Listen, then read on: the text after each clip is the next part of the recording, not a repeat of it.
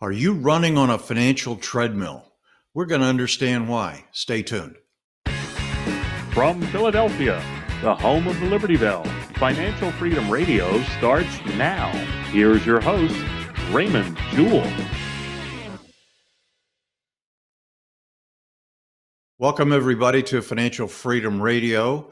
We are blessed that you're here and just thankful that you're taking the time out of your day to watch us and to listen to this information. If you want to get on the list and get these shows when they first get posted, go to youtube.com/Financial Freedom Radio and click the bell, and that will let you know when we post the videos. Also, share with your friends, like and share, and whatever else you do, spread the word. We work off referrals, and we want to get this information out to as many people as we can. And you're going to love this show today. But let's say hello to our illustrious producer, Stevie. Morning. Good morning, sir. How are you? Fingers having a little trouble hitting the buttons? Yeah, I had my mic muted, and I tried to fix it before you brought it to everyone's attention. Thank you very much. So we're going to talk today, Steve. You're going to love this. You know, people have been asking us these black holes. We're talking about black holes, financial black holes. What are they? I mean, you know, people equate black holes, I guess, with science and, you know, universe and that kind of stuff. So I thought I'd break it. They've been highly talked about episodes. That is for sure some of our most talked about episodes. Yeah, so I thought I'd break it down very simply, and let's just talk about let's look at it like holes in the bucket. And if you were to have a bucket and you put water in that bucket, that bucket had holes in it, you would it would leak out. But you know how much water and how much force you can put into that bucket and maintain a level of water, even though there's holes in it. And that's your financial world. You put income into your bucket, and you know how much income you can put in there, even with the holes, to maintain a lifestyle. So let's look at a slide. I think this slide will explain it a lot better to you. If we have a financial bucket, and forgive the blurriness, but I've been using this slide for many, many years, and I got it off of PowerPoint. So, but if you were to look at your financial world in a financial bucket and you put money into that bucket, all that money would leak out. And so you know how much money to put into that bucket to maintain a lifestyle, as I just said.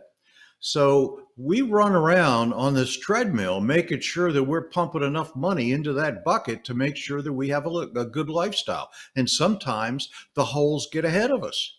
And when that happens, we get into financial peril. So we recognize that there are holes in the bucket and we put money in it, but we love to eliminate the holes in the bucket. If you look back 100 years, no, maybe longer, back into before 1914, the United States ran off of tariffs. That was their income source. They didn't tax people, they charged tariffs to people selling goods. And so we didn't have income tax. So wealthy people could build these huge mansions because they had very few holes in their bucket. And so they spent their money and they didn't have somebody else punching holes in the bottom of their bucket. So you can leave that up, Steve, because I'm going to get to it in just a second. Sorry. But so let's look at what the holes in the bucket are. And I've talked about this before. Taxes, they're a hole in the bucket. We get taxed on pretty much everything. If you were to total up taxes, I bet they're about 50 or 60%. I mean, you got income tax, you've got the federal income tax, you got state income tax, you got sales tax, you got tolls on the highway.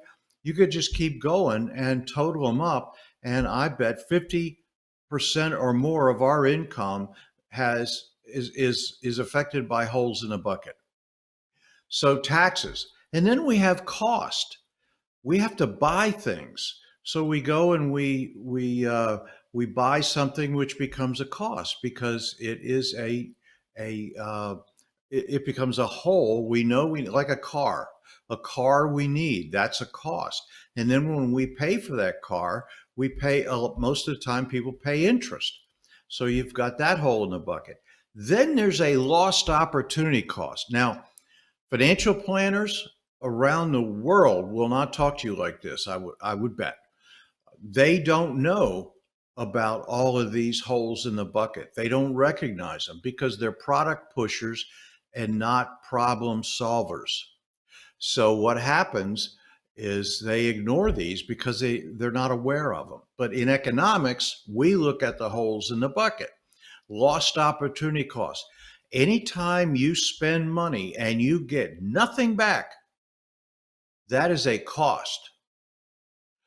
What could you have earned if you were to put that into growth somewhere? So when you pay your taxes, that's a cost. When you buy a car, that's a cost. You have to recognize, is that cost more important than putting the money in the bank?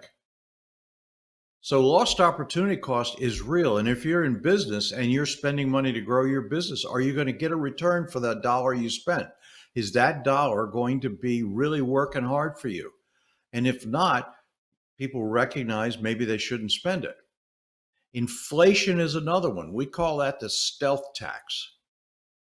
So when you have inflation, inflation can cost you a huge amount of money. Look at the value of the dollar out into the future. It just keeps depreciating, depreciating, depreciating. And so inflation's real. And if you don't believe me, go to the grocery store and see what a box of cereal cost and look at what it cost 10 years ago. What the government tells us is inflation isn't always true. Because if you get increases in goods and services that you're buying, many times those increases are at a higher number than what the government says it is. The government looks at a basket of goods and services, and they determine from that basket of goods. But that's not always a good representation of the economy. A lot of times, I don't know if they still do it or not, but a lot of times they would put military weapons in the basket of goods. Well, how does that affect me? It doesn't. So we have to look at inflation as a real tax, a real hole in the bucket. And then we've got propensity to consume. We all are consumers. Some consume more than others. It's a huge hole depending on if you're a consumer or not. Conspicuous consumption. The manufacturers of goods and services know that people want to consume. Some consume more than others. And so uh, they will target those people. I have a propensity to consume. Steve will attest to this. Shiny objects on the internet. They'll say, "Oh, this will launch your business higher and greater," blah blah blah. And I call Steve, and he says, "Stop. That's propensity to consume." Right, Steve? Yep. So it's sometimes I do it anyway. Yeah.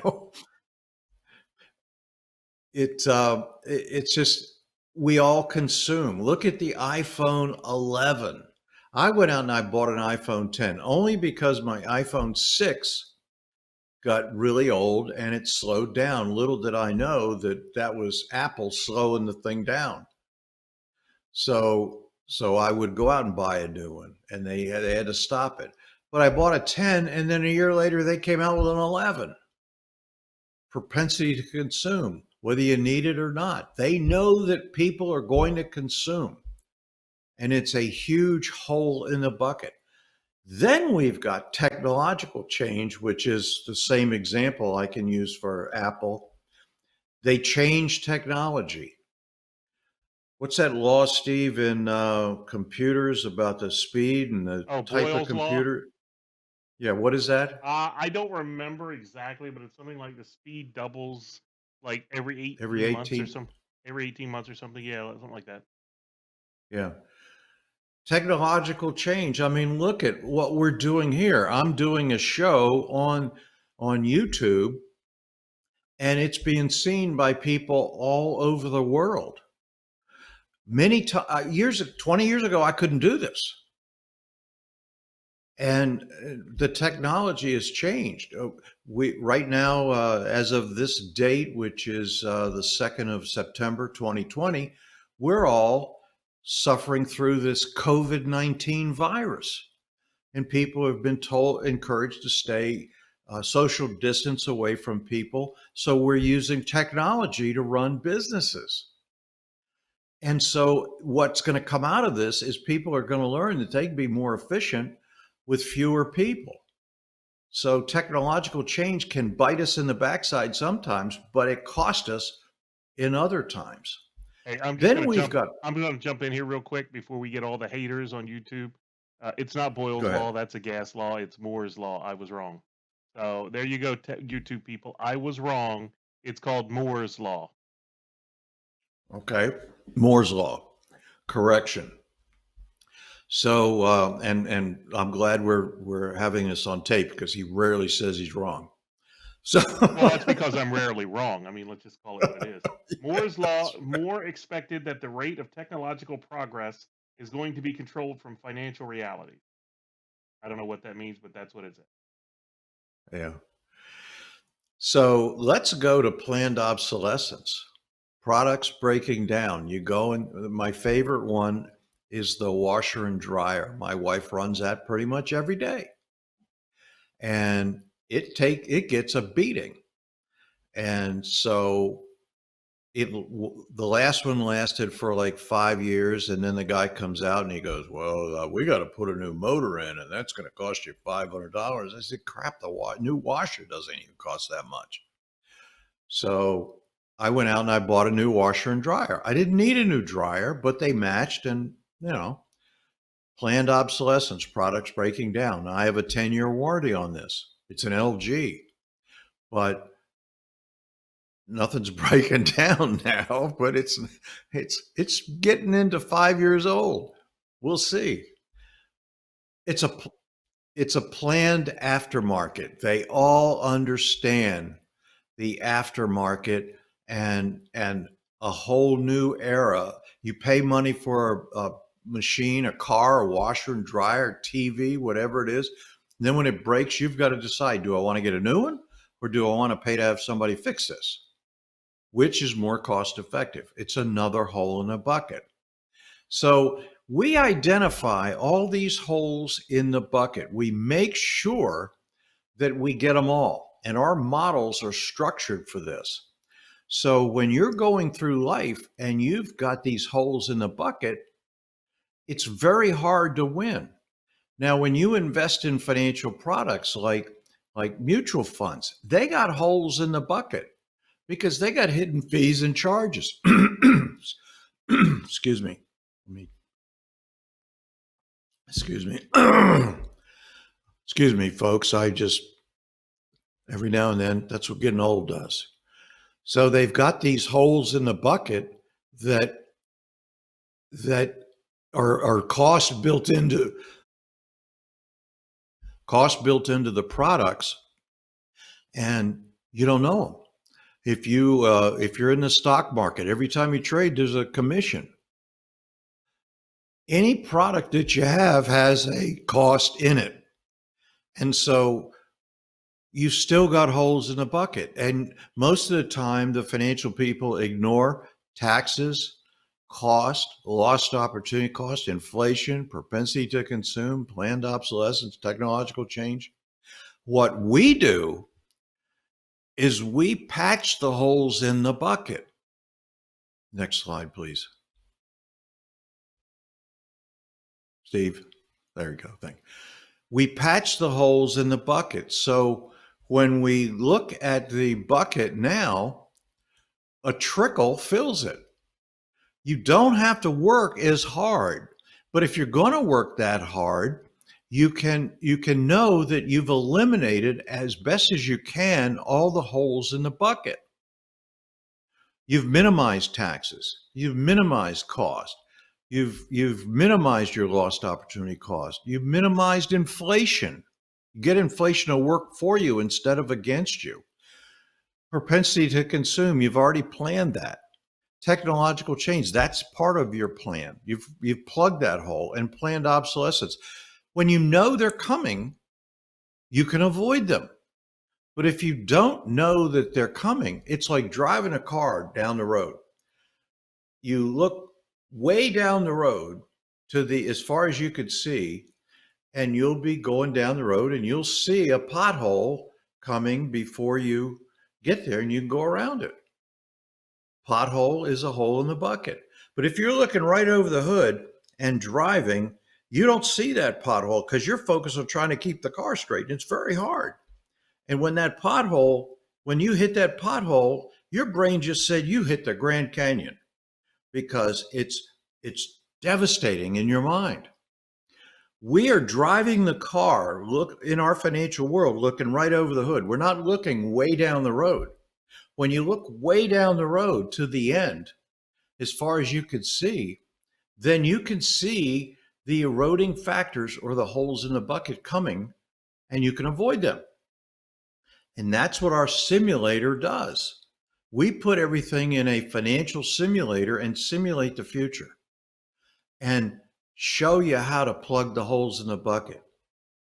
So I hope this helps as far as giving you an idea of what we're talking about, the financial treadmill, the holes in the bucket, patching them. And most financial planners will not share this with you because they're not trained to focus on these. This is economics. And our model, when we put our clients through it, whether you make $30,000 or $300,000 or $3 million or $30 million, you've got holes in the bucket. And usually they amount to 10 to 20% of your gross income. So if you want to know why you're on the treadmill, this is why. And you want to patch the bucket. If you have interest in this, you can go to raymondjewell.com/meet and just put your phone number and your name in there, and I'll call you and we'll go through this. But we want to make sure that you're serious. So when we confirm that meeting, it's got to be confirmed. Otherwise, no phone call. Because we get a lot of people asking these questions. I'll find you a person that does this in your local area if you're interested.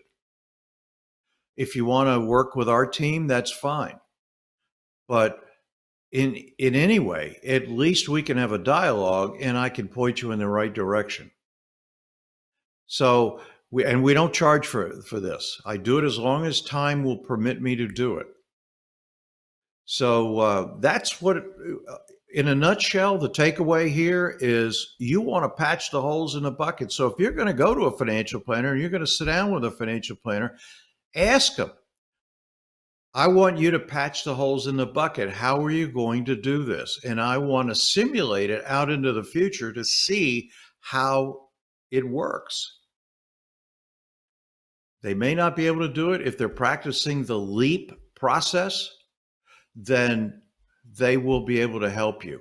And Steve, can we roll that video? I just want to do this. I know I said I wasn't going to do it, but can we show that video? Because this is a nutshell of what we're going to do. And what if we can't save enough money? What if our investments don't earn? If we live longer than 35 years? What if we live longer than 35 years into retirement? What if we can't save enough money? What if we live longer than 35 years into retirement?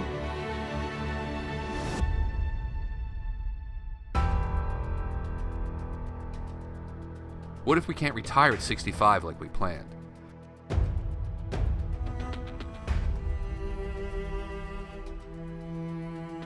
What if our investments don't earn enough?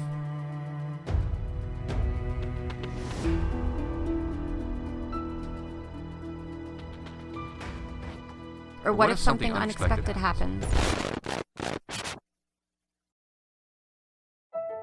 You can't predict where your financial plan will be years from now, but you can plan for the unknowns by creating a strategy to deal with them. The financial planning world is a flurry of contradictions, full of confusing and conflicting information, and many people don't know what to do. Leap can help you balance your insurance policies, retirement accounts, investments, income, and any loans you may have. And it helps you balance your financial plan. But it's so much more than that. Leap can help you make better financial decisions so that you can handle the what ifs. No more contradicting advice, no more confusing information. Just an efficient and coordinated plan for financial success. Isn't it time for sane, sound, and simple financial decision making?